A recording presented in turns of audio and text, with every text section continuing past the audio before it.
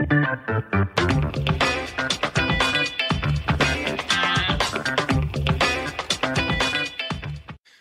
and welcome to another episode of the Real Estate Investing Club. I'm your host, Gabe Peterson, and this is the place investors go to gain actionable advice, learn about current market trends, and hear war stories from other professional investors out there in the field today. Before we get started, I have two quick housekeeping items for you. First, if you like this episode, we would very much appreciate a like, subscribe, and share. It is the best way to support the show and keep it running far into the future.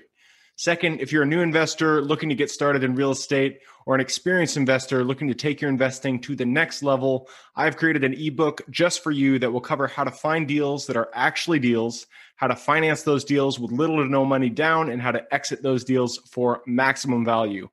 On top of that, I throw in an insane amount of free bonuses that you'll have access to once you buy the ebook. All I charge is our admin costs to keep this show running. So if you're serious about real estate investing and want to create both active and passive income as an investor, head on over to the website at therealestateinvestingclub.com and click on the button that says get the ebook in the upper right-hand corner to grab yourself a copy. With that said, let's dive right in. Today we have a very special guest with us, ready to drop some investor knowledge on you. So buckle up, grab your pen and paper, and enjoy the ride. All right. Welcome back to another episode of the Real Estate Investing Club. Today we have with us Joe Evangelisti. Joe is a coach and investor with a focus on wholesaling and self-storage. He has over 5,000 hours of coaching experience under his belt, and he pretty much coaches everybody out there, but he also develops self-storage, which is I'm super excited about because, as everybody knows, I am just getting into self-storage as a niche. So, Joe, thank you very much for hopping on here. It is a pleasure to have you. Absolutely, Gabe. Thanks for having me, brother. Appreciate it. Absolutely. As I was telling you before we got on the show, we are all about stories here. We love to hear how people got from point A to point B. So why don't you take us to the beginning? How'd you get started in real estate in the first place? Yeah, so really, real estate for me started as a love for construction, right? I grew up in the construction industry. My dad was a drywall contractor turned general contractor somewhere in my teens, and so I've been on job sites my entire life since I was 5 years old, walking around job sites and sweeping things and throwing things in the trash and cleaning things up. And I worked my way through the construction industry, learning all the tools and techniques my dad could teach me through the years. And inevitably, I ended up in the U.S. Navy Seabees, which is the construction battalions of the Navy.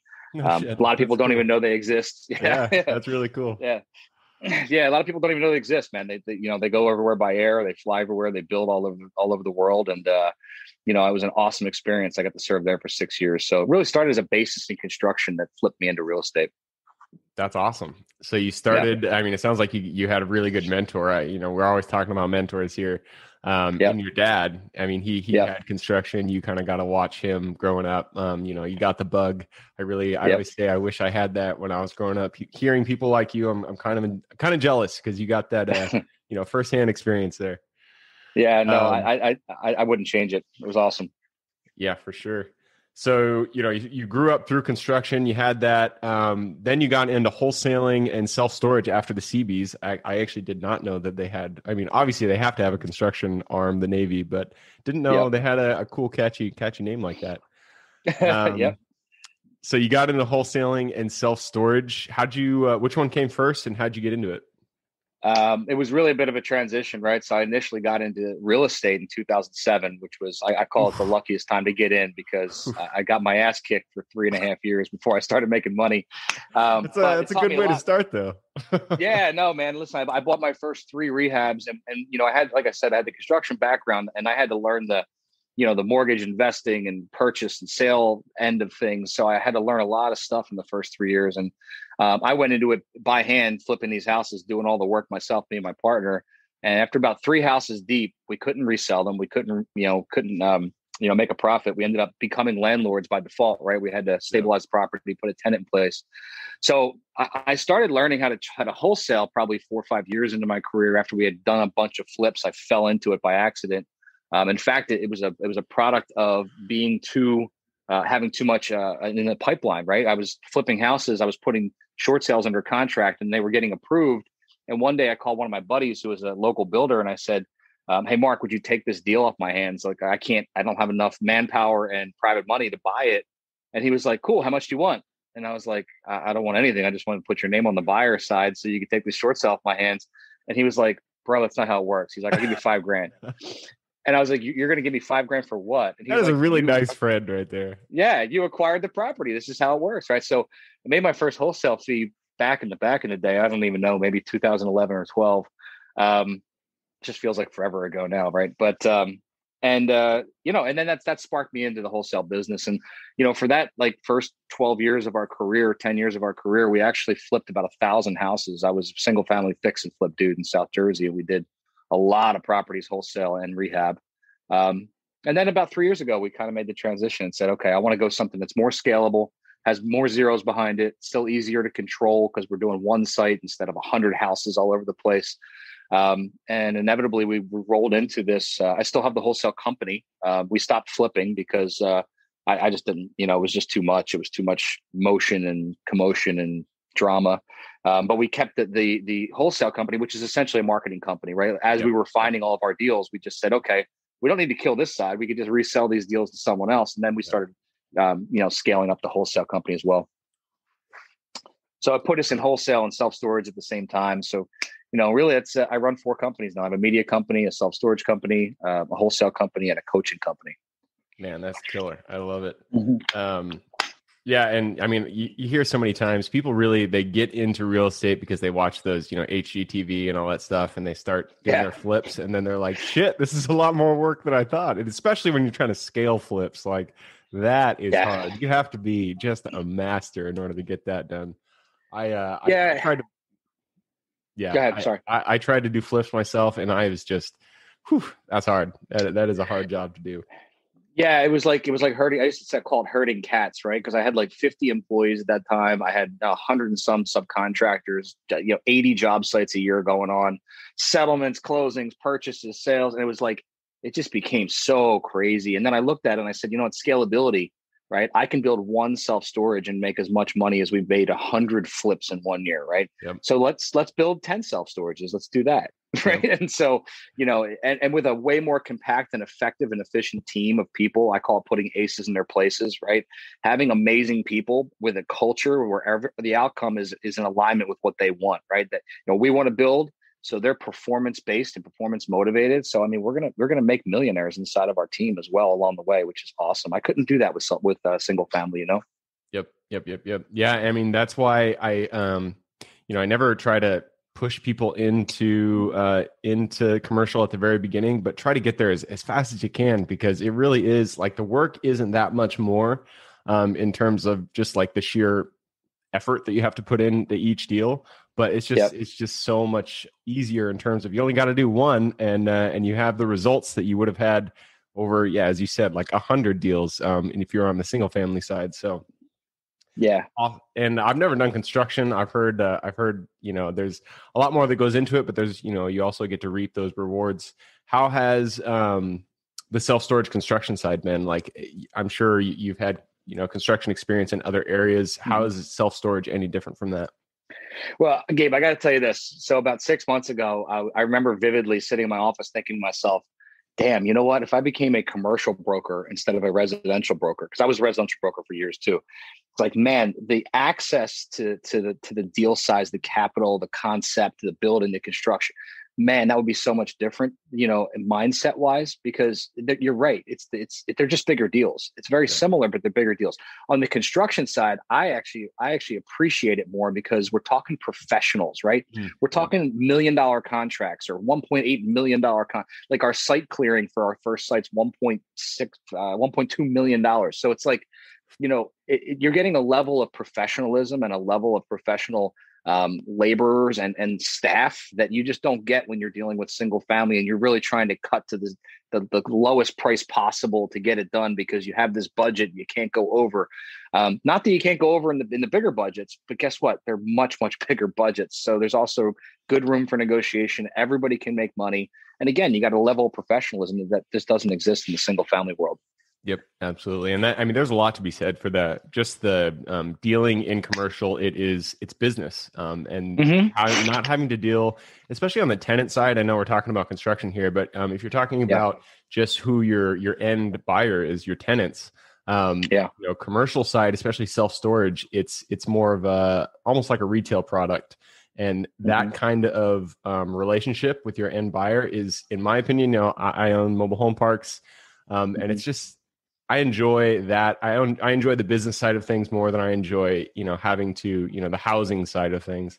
Just Yeah. because it's a business relationship. It's a lot more, everybody understands it a little bit easier, and there's very, very clean lines in it. So, I'm a fan of self-storage. It's awesome that you're in it. How many projects do you guys got going right now? So we have 6 projects going. I think we have 14 as of this morning. I was on the call with the construction team, like 14 in the pipeline to purchase over the next 12 months. Goal was to do 10 a year. Now we've moved it up to 20 a year because we just expanded our team and our mindset and our people. And I honestly believe, and it sounds cocky, but I think we have one of the best teams in the entire country for going out and acquiring development deals. Damn, man, that is killer. 20 a year. That is it's a good goal. That's a good goal. It's lofty. I don't know if we're going to be able to do it, but I'm going to come as close as I can. Yeah, I mean, if you were doing 80 flips a year, I'm sure, or at a time, I'm sure that's, you got the chops behind you, so that's good. Yep. So I mean, we've gone through kind of your real estate side. I want to get a little into the coaching side of your life. Yeah. Every person that I give advice to, I always say, if you don't have, you can learn a ton from books. You can pick up a book, you can learn as much as you want, but it is so much better, and it'll really fast forward your career if you can learn from somebody who's been there. Learn from someone who has the experience. So I always try to push people into coaching, into mentorship, because that really is what will accelerate their career. You do coaching. How do you see? I guess kind of give us the trajectory of someone coming into coaching, and how does that kind of transform their career if they're new to self-storage, new to real estate, any of that stuff?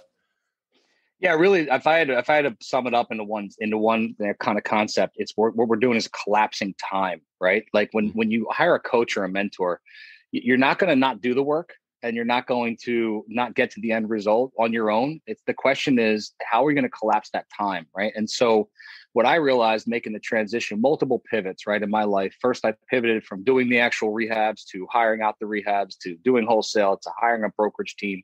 And finally, I've boiled it down to, in this last 4 or 5 years, really surrounding myself with a team of human beings that I love to do business with, that literally do it for me. Like in other words, I'm leading from the front and I'm pulling, right?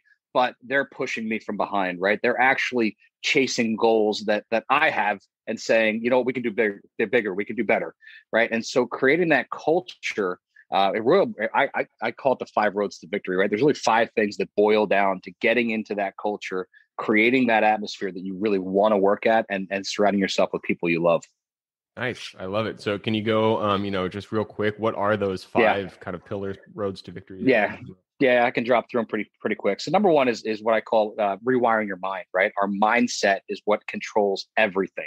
And if you're, as a leader or a visionary, don't have a great mindset, you don't have the right vision, you don't have the right ability to stay impactful, stay positive, keep your message on track, right? It's the biggest challenge to most people is the leader who's in the front, right? You have to stay inspired, you have to stay active. And so number one thing you have to do is eliminate the limiting beliefs that keep you from believing that the success that you want is real and it's palatable and you believe it and you can grab it. So when I work with my clients, I look at their values, I look at the obstacles in front of them, I look how they hold themselves, what their standards are of play. And we try to rewire what's keeping them from actually achieving that goal. So that's number one, is mindset.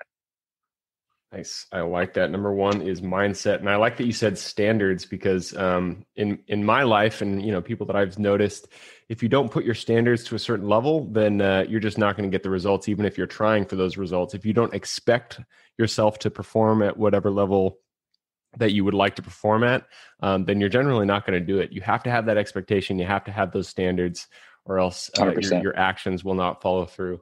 So 100%. number one is mindset. What is number 2?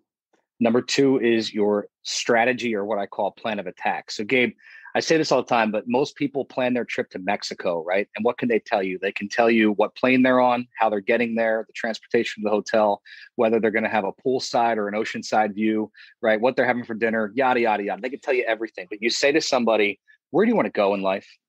Right? What do you really want? Right? What do you want to achieve? And most people give you some gray answer, or they just have no clue. Right? And so what we have to do is reprogram the strategy to be outcome based, because far too many people are task based and they live their life off of a to-do list. And what happens is it never gets to done. Right? So they're out there. I always say that the entrepreneurs they claim to be busy all the time, putting out fires, right? They're so excited at the end of the day. I put out so many fires. They're secretly behind the building lighting the fire, right? They're secret arsonists.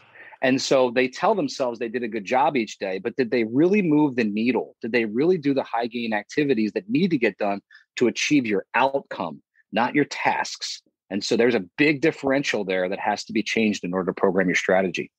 I love it. So number 2 is strategy, and it's based on outcomes. That's great. I'm a huge fan of KPI, like really defining what is it that you're trying to hit that month or that year or whatever it is, because totally, as you said, those are the outcomes that you're looking for. Yeah, and your outcomes are going to be based. Those KPIs they better be in alignment with an end goal, right? A lot of people just track KPIs for the sake of tracking KPIs. The difference is, are they going to get you closer to that end goal? What is it, right? Then we can make KPIs that make sense. Love it. All right. Mindset strategy. Take us to number 3. Number 3 is check your toolkit, right? So, and if I was a CB, I'm deploying overseas, I have to bring the tools that I need to get the job done, right? Especially when I'm deployed to a jungle or a desert, there's no Home Depot there, right? So I want to make sure that my clients have the tools that they need to succeed. And a lot of times that's just going through what you have in your atmosphere right now. What are the people you have to leverage? What are the technologies you have to leverage? Are you using the things that are right in front of you, right? So many people have access to amazing CRMs, but they complain that they can't sell or they can't follow up or they can't keep track, right? You have to go in and press the button. And so far too many people use their tools like a New Year's resolution, right? They get a new hot tool and they do it, and 2 weeks later, they just stop doing it. And they're like, the tool doesn't work. I need a new shiny object. A lot of times you don't need the shiny object. You need to do the work that's in front of you with the tools that you have available, because we know that great people are resourceful. They don't need resources, right? The ones that are winning out there every day are using what they have in front of them to win, not blaming the resources that they don't really need to get it done to begin with. Man, I love that message because, I've seen it in my own life. Sometimes you really get focused on having the perfect tool, but that's not it. You just need to use the tools that you're working with, or that you have in front of you. It's taking the plan, it's taking the action, it's putting your feet to rubber to the road and getting things done with whatever tools you have in front of you. So, love that you said that. And I'm actually going to use this opportunity to plug my favorite CRM. I used to use Podio. Nothing negative against Podio. Podio is great. But we recently switched over to monday.com. That is... Use Monday for everything, bro. Oh, man. I love Monday. Yeah. It is the coolest CRM. So anybody out there I think it's awesome.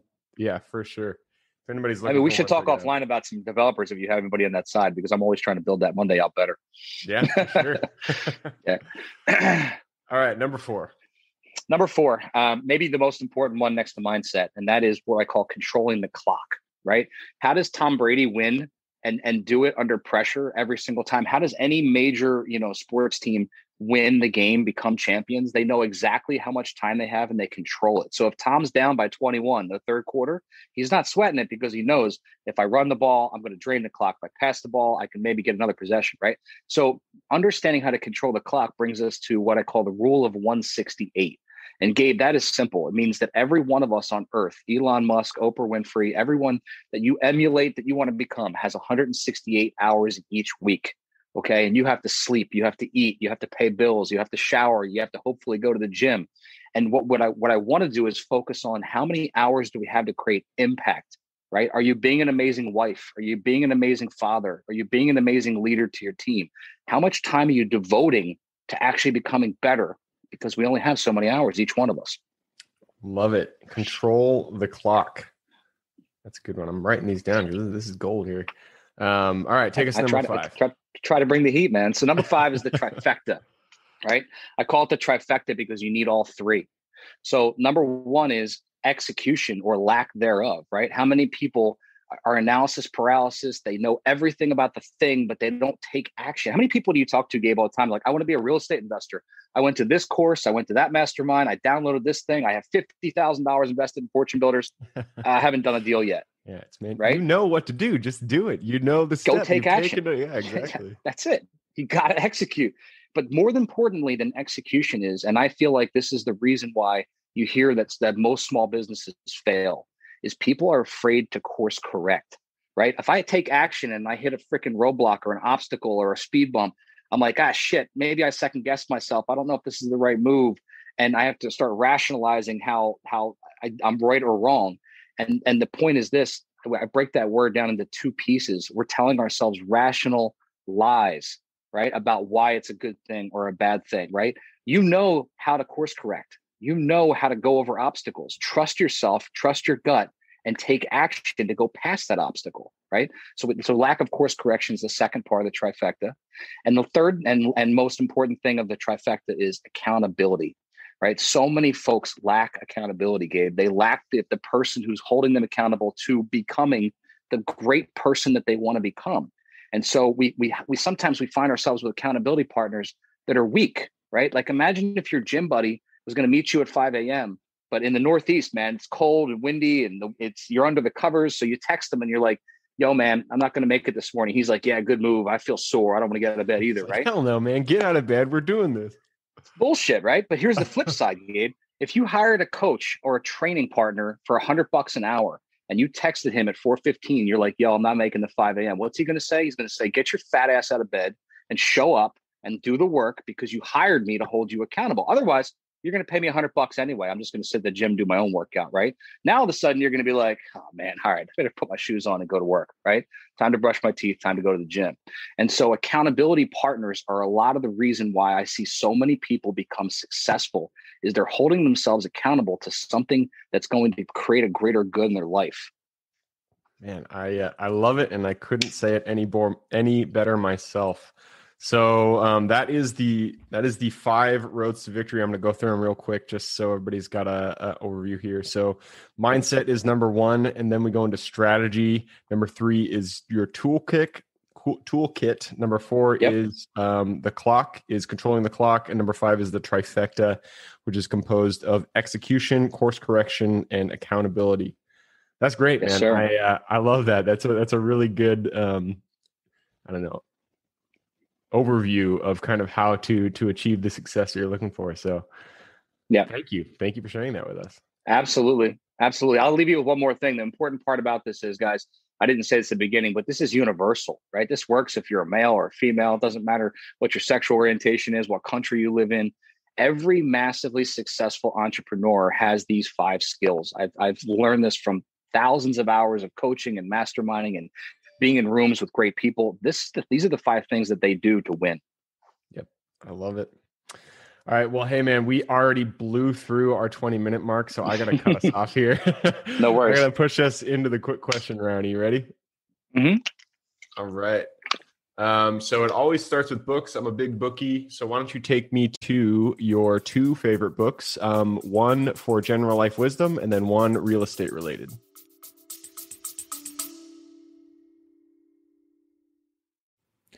Before we continue on with today's guest, I want to tell you guys about a community I'm launching on School to help investors like yourself grow your own portfolio. In this community, you'll get access to all the docs I use, all the systems I've built, everything I've used to grow my own portfolio, as well as instructions and guidance on how to get out there and find great deals, how to finance those deals, and then how to manage them for great returns. Since we're just launching it, the price will be set at a measly $20 per month, and whatever price you join at is the price you'll have for life. We will be increasing the price as the group grows, so if you're at all interested in growing your portfolio along other investors, now is the time to join. I will put the link somewhere in the bio or on our podcast website at therealestateinvestingclub.com, so if you are interested, head on over there. With that said, let's get back to the podcast.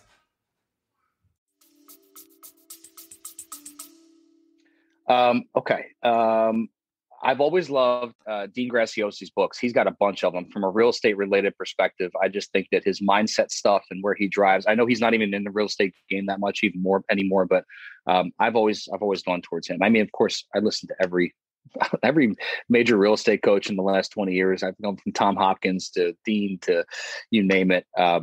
But I've read them all as far as the real estate side goes. On the business side, the number one game shifter for me, and remember, I got into business in 2007 when this book came out, but it helped my mindset for creating teams and automations, was the 4-Hour Work Week, right? I always go back to that. You know, it's just, when I read that the first time, I was like, my life has just shifted. This is where my mindset goes.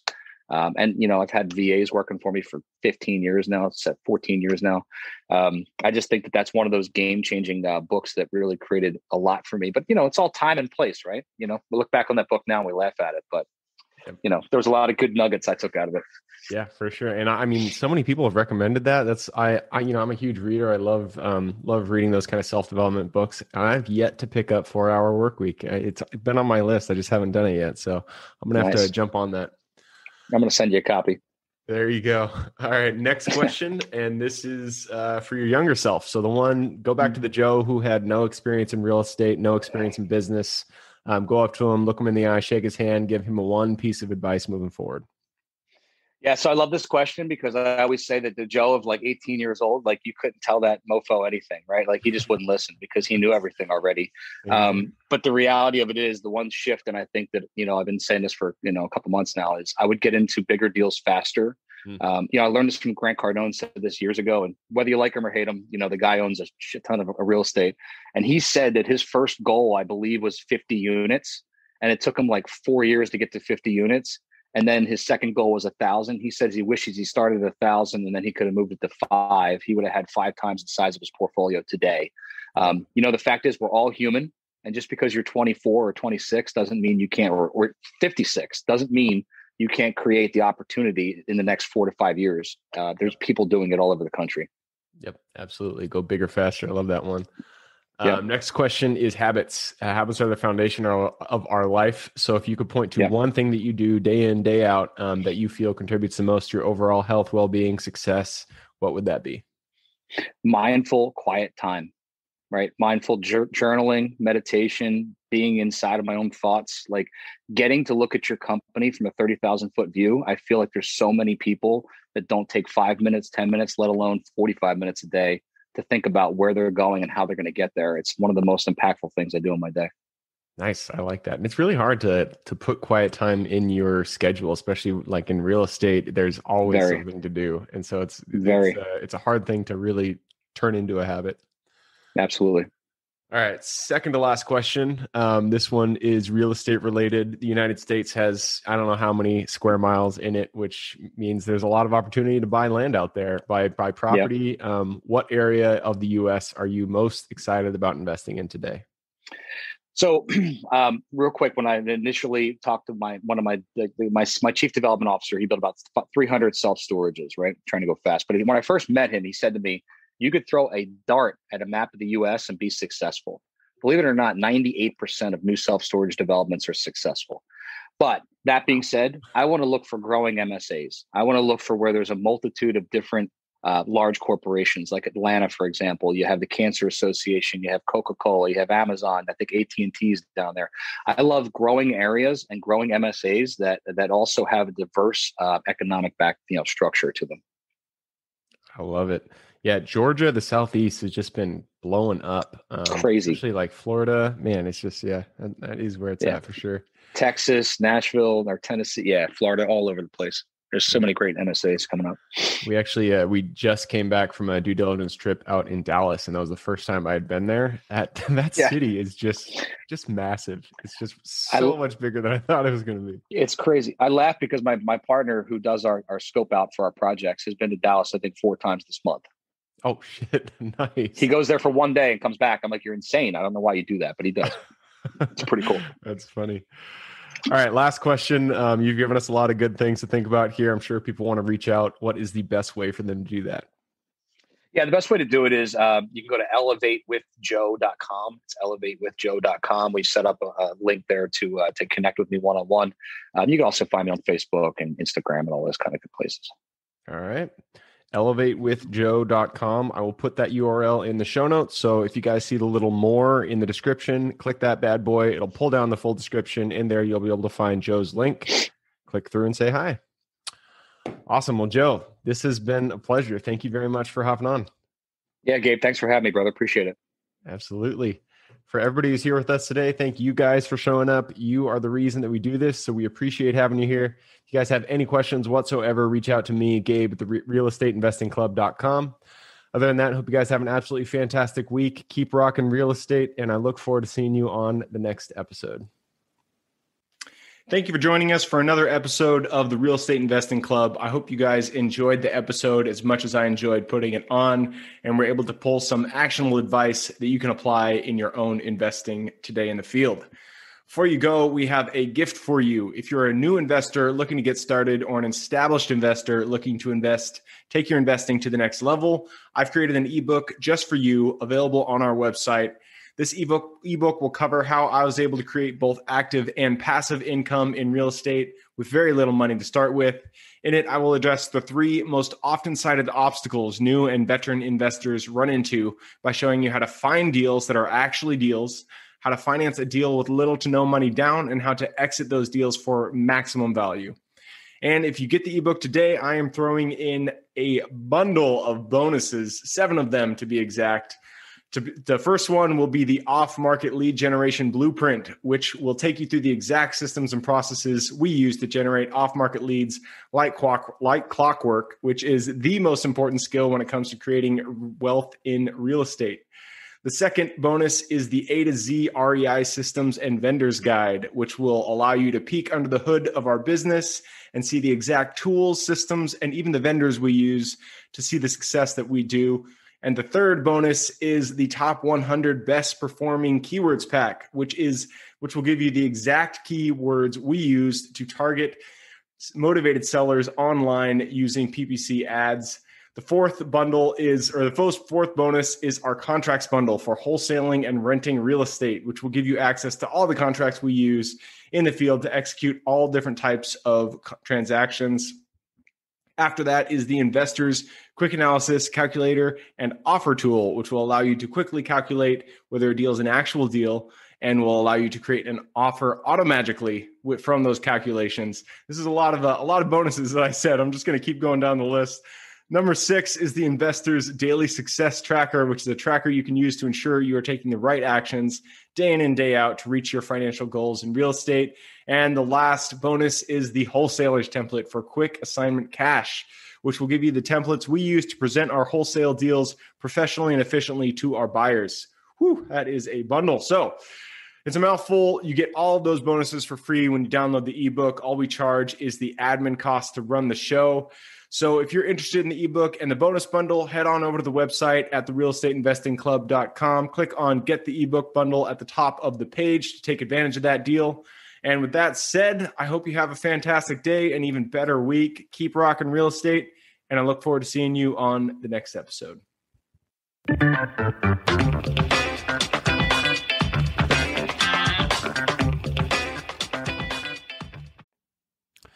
All right, before I officially sign off, I have a quick announcement to make.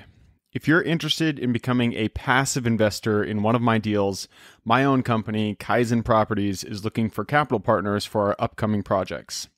We invest in what are known as recession-resistant assets, mainly self-storage facilities, mobile home and RV parks, and industrial properties. If you're interested in investing and would like to learn a little bit more about my company, our investing criteria, and some of the previous projects we've done, go to the Real Estate Investing Club podcast at therealestateinvestingclub.com and scroll all the way down to the bottom of the page. Click on the Invest With Us button. That'll pop up the investor form. Fill that out, and we will reach back out to you as soon as we can. Or if you prefer a little bit more of a personal touch, you can reach out to me at gabe@therealestateinvestingclub.com. So really, that is it. Again, it was a pleasure hanging out with you guys during this episode, and I look forward to seeing you on the next episode.